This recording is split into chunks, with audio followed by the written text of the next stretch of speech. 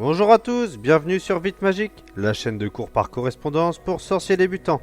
Aujourd'hui, cours de métamorphose avec Minerva McGonagall. Vous allez me demander ce que l'on va bien pouvoir étudier dans ce cours. C'est très simple. Nous allons évoquer ce qui a été transformé des livres dans le film, ou des événements qui sont tout bonnement absents. Petit rappel toutefois avant de commencer du concept de la chaîne. Sur Vite Magique, je vais sortir plusieurs séries de vidéos que j'appellerai cours.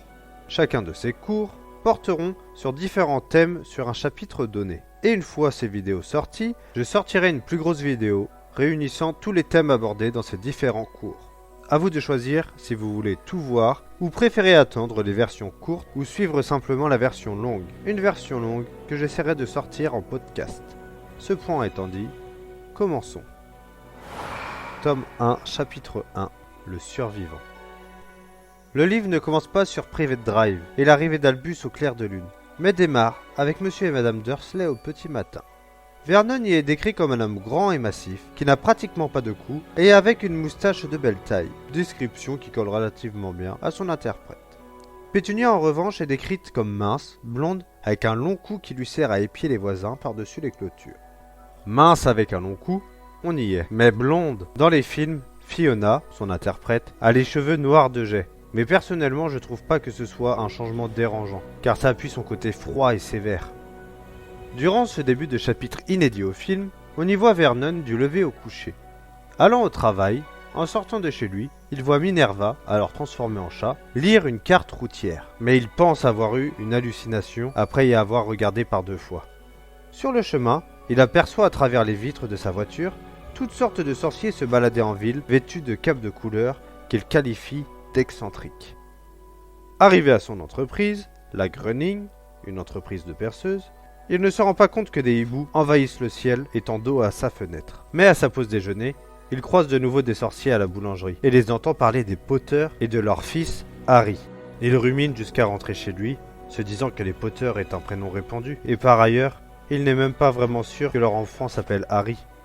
Après sa journée de travail, en retournant à sa voiture, il percute de nouveau un sorcier de petite taille qui le prend dans ses bras en lui disant que vous savez qui avait disparu et que même un moldu comme lui devait s'en réjouir. En arrivant dans l'allée du Private Drive, il aperçoit de nouveau Minerva assise sur un muret, le dévisageant, et ne réussit à la faire fuir malgré ses grands gestes. À la télé ce soir-là, il parle d'événements inexpliqués, tels que des nuées du hibou partout dans le pays, ou encore des pluies d'étals filantes. Après avoir maladroitement demandé comment s'appelait son neveu, et que Pétunia lui confirme bien qu'il s'appelait Harry, ils allèrent se coucher. Bien qu'il soit très intéressant de découvrir une journée presque ordinaire des Dursley, avant l'arrivée de Harry, on comprend que cette scène a été enlevée car elle reste dispensable. On découvrira plus tard le caractère des Dursley, et leur dégoût et mépris de la normale. Le reste du chapitre est quant à lui bien plus fidèle, avec l'arrivée de Dumbledore et sa conversation avec McGonagall. Seules des mentions de personnages tels que Dédalus Diggle ou Madame Pomfresh sont absents, mais anecdotiques bien que renforçant la cohérence de l'univers. Donner des noms à tout va aurait pu perdre les jeunes spectateurs. Il y a aussi le côté loufoque, voire excentrique de Dumbledore qui a été mis de côté, mais cela le sera tout le long de la saga, tout comme sa montre en or et ses 12 aiguilles et ses constellations. S'ensuit l'arrivée d'Hagrid avec Harry. Et la seule chose omise, qui pour moi est dommage, est la précision que la moto avec laquelle Hagrid amène Harry appartient à Sirius Black. Mais c'est peut-être que j'aime beaucoup Sirius, et cela me rend moins objectif. Le chapitre finit sur les professeurs de Poudlard s'en allant, après avoir déposé Harry sur le pas de la porte des Dursley.